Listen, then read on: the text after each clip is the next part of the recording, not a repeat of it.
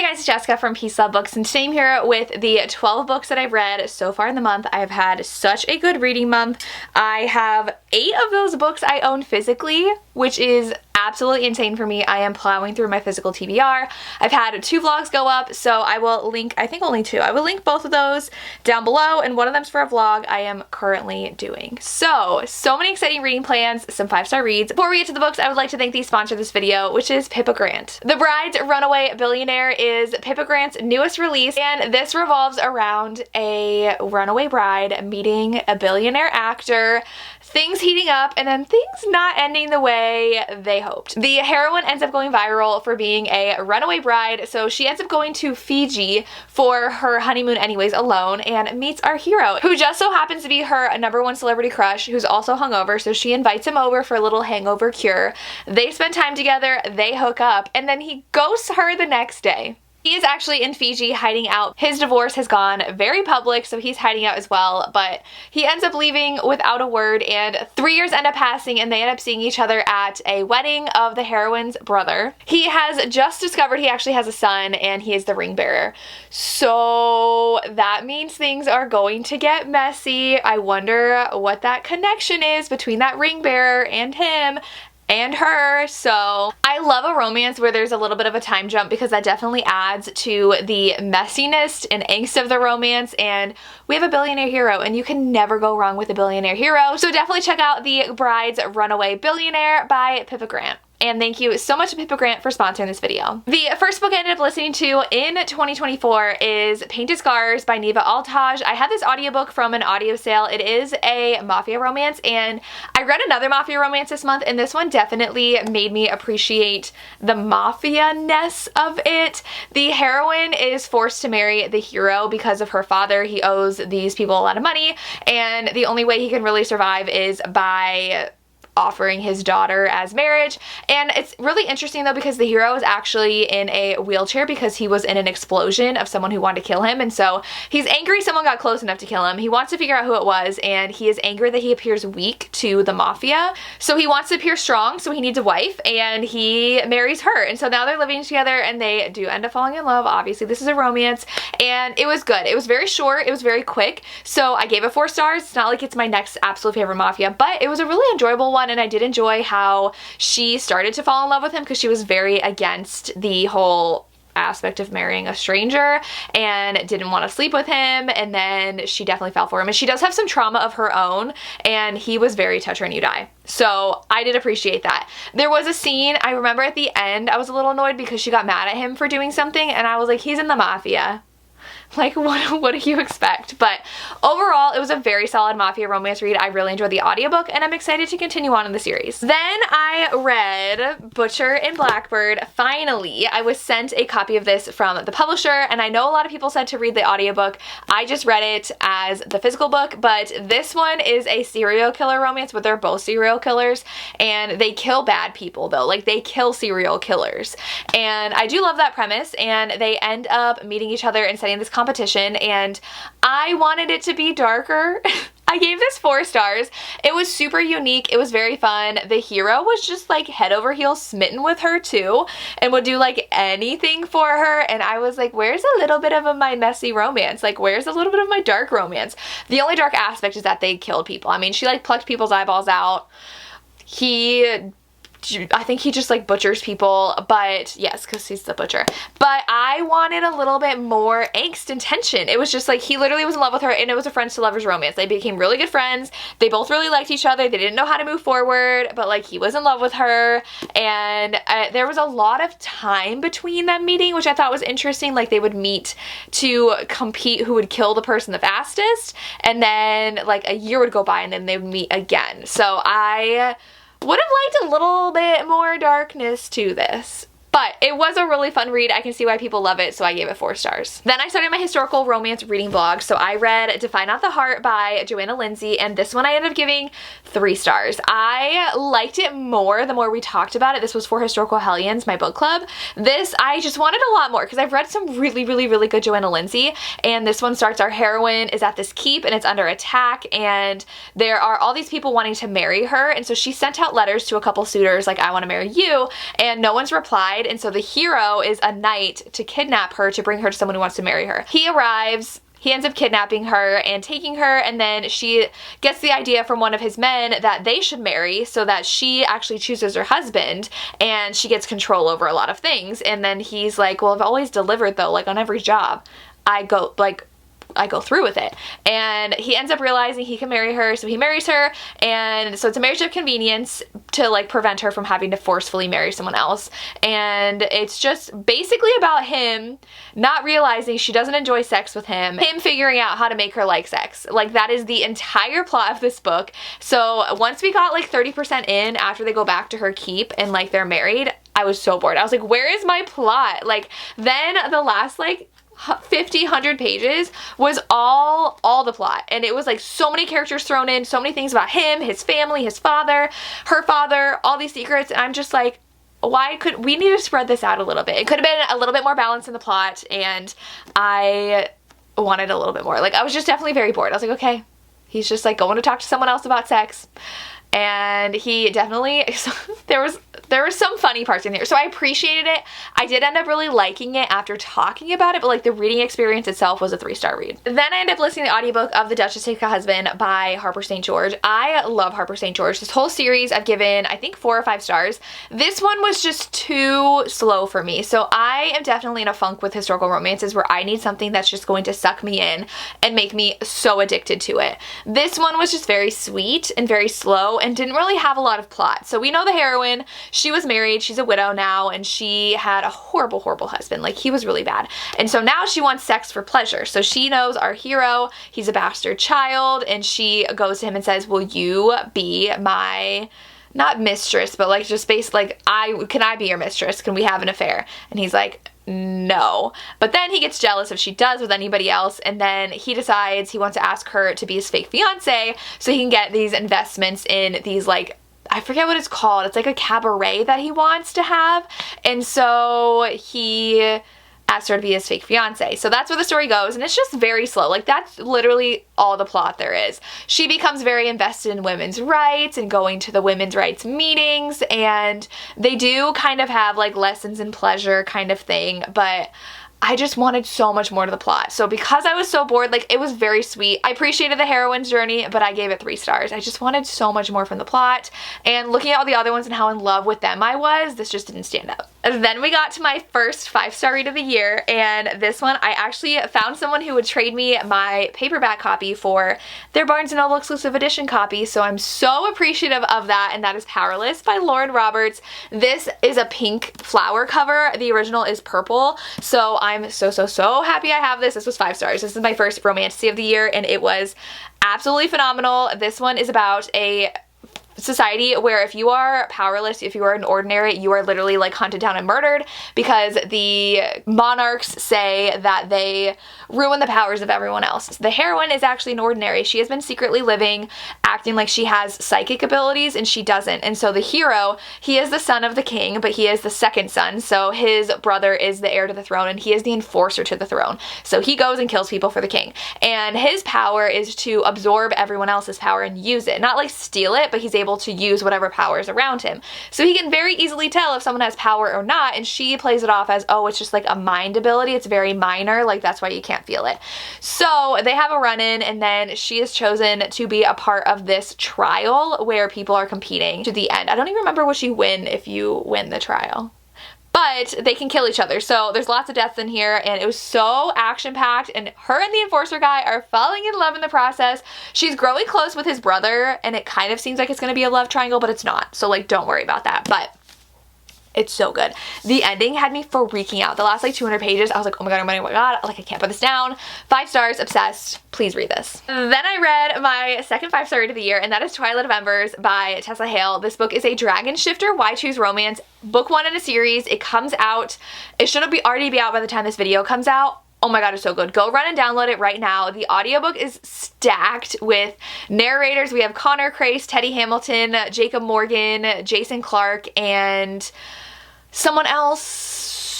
that I'm forgetting, but like that alone, like, are you kidding me? And Vanessa Moyen is the heroine, and the heroine is new at this college. She's a freshman in college. She grew up in foster care after her parents were murdered when she was little, and she meets Knox, and Knox is like golden boy football player, and he is immediately like, oh my gosh, let's be best friends. But it's really because he knows she's different and she's his mate with 4 other guys. So we have 3 of them who I think are in college. One is a professor also, and one is a billionaire, and those 2 are like 10, 12 years older. So we have these 5 guys. They are all dragon shifters, and it is her learning about the world. She has no idea magic exists, and people want her dead. And there are people who are coming after her, and she doesn't know that. So it is so, so good. One of the heroes is like, I hate you, I don't want to be with you, like, this is dumb. And obviously, you know, they're all going to be together in the end. But it's such a good white cheese romance. Please pick it up. It is so good. I love it. We see some dragon shifting going on, and it is amazing. 5 stars. So good. Then I read The Duke Gets Desperate by Diana Quincy. I gave this a very solid 4 stars. I was very excited that I was enjoying a historical romance after reading those 2 3-star reads, but this one, our heroine is inheriting a castle from her cousin, and she actually owns a business in America that is like kind of, she got kicked out of because her brother owns it now, and she's very mad about that. She's very business-minded, she's very smart, so she goes to England to inherit this castle, and the hero, it's his dad's castle, and his dad passed away, gave it to his stepmother, and his stepmother passed away, gave it to her, and he's so angry. He's like, this should be mine. And so he lives there, he helps run everything, and she is like, this castle really needs more money, like it is barely surviving. So she is trying to come up with a business plan to help the castle get more money, and they're falling in love in the process, and there might be a proposed marriage of convenience, and I thought it was so much fun. I really loved everything that was going on in here because this finally had a plot.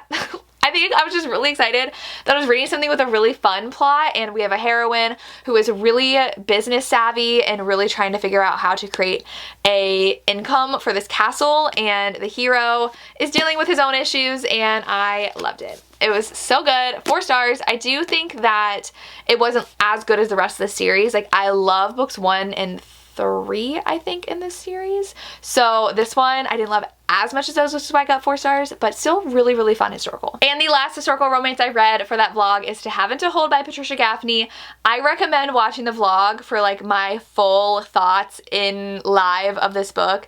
I almost DNF'd it. I detested the book in the beginning. The hero was so horrible. The heroine has spent the last 10 years in prison because she was accused of murdering her husband. From the beginning, she's adamant she didn't do it, so as the reader, we're like, okay, she did not kill her husband, like, who killed him? But she's in prison for it. We know the justice system was horrendous back then. She had to live there for 10 years, and now she finally gets this option to leave, but still kind of be like on kind of parole. So the hero sees her and is like, she can be my head maid. So he takes her home, and he's instantly all over her all the time. She has this horrible, horrible dream, this nightmare of her husband attacking her and assaulting her, because he did that when they were married. And the hero was like, it's okay, and then proceeds to assault her, but basically like forces her into it because she's like, no, and he's like, no's not an option, try again. So I was like, heck no, and I was like, I hate this. And then he has friends over who almost assault her until he stops them. But then this book gets so interesting because so much at the beginning, the heroine has no personality, no agency whatsoever. She's traumatized, she just got out of this horrible situation, she has nothing to her character. But then we slowly start to see her gain that agency, and her personality comes out, and she's really starting to fall for the hero, and the hero's actually falling in love, and he is like a fool in love, which is very interesting with his character. But she becomes so strong, and she is starting to hope for life again because she wasn't letting herself do that before. So we see that happening in here, and then the ending where things happen. I mean, it's really obnoxious because the hero gets whatever he wants because he has money, so he can like step in and save her because he has money, and you're just like, okay, so like the rich people do whatever they want, and these poor people, if something bad happens to them, they have no control whatsoever. But such an interesting read. I ended up giving it 4 stars. I literally went from wanting to 2-star DNF to 4 stars. Very, very interesting read. I can see why it's a classic. pick it up if you want to, but no, you're gonna hate it in the beginning. Then I have a book club with my Patreon where we are reading a Nora Roberts book a month, and I'm so excited. Our first chat was so fun, and we read Birthright. So this one was recommended to me by Catherine Cowles because her favorite author is Nora, so I was like, give me all the Nora recs. So I have all of her favorites, and I'm slowly going through them, so I obviously wanted to read this as our first one with our book club, mainly because it's archaeology. So the hero and heroine are both archaeologists, and they are exes, so it's also Second Chance, which are all my favorite things. And in this one, they find these 5,000-year-old bones. So the heroine is called out to excavate it, and her husband also is. I gave this 4 stars. I mostly gave it 4 stars though because I did listen to the entire audiobook in one day. So with her books, especially ones like this, I need the audiobook or else it's way too slow for me and I end up getting bored. Because I have the audio, it definitely went by a lot faster, and it definitely picked up in the second half because this doesn't revolve around the archaeology, which kind of made me sad. They're there digging up the bones and she's very passionate about it, but it's just like, they're just bodies, like nothing exciting is found. And there's nothing like crazy about it. What's crazy is someone is killing people and they don't know why. So there is the prologue where a baby is stolen 20, 30 years ago. And now we're kind of uncovering who that baby was and why, and uncovering that whole plot. So the suspense has nothing to do with the archaeology other than someone is starting to murder people for a specific reason. So most of the plot revolves around the missing baby thing, and a little bit of the romance is in here, but it's definitely very miscommunication and very messy. And the ending, let me tell you, the ending was like a soap opera. We were having so much fun chatting about this and trying to figure out everyone's connections. We're like, we literally need like one of those murder boards to connect everything in the present and the past because so much is happening in here, but it was so much fun to read. Also, the very first line of this book is one of the characters' names, which is Douglas Edward Cullen. And this was written like 3 years before Twilight. So I would love to know if Stephanie Meyer read this book and got her inspiration for Edward Cullen from here, because his name is Edward Cullen because his middle name is Edward and his last name is Cullen. Very fun. I liked it. 4 stars. I just love reading Nora. It's always a fun time. Then I read my next 5-star read, and that is Requiem by Callie Hart. I read this because my patrons get to pick a book up for me to read every month, and I put all their submissions in a mug and I pull it. This was January.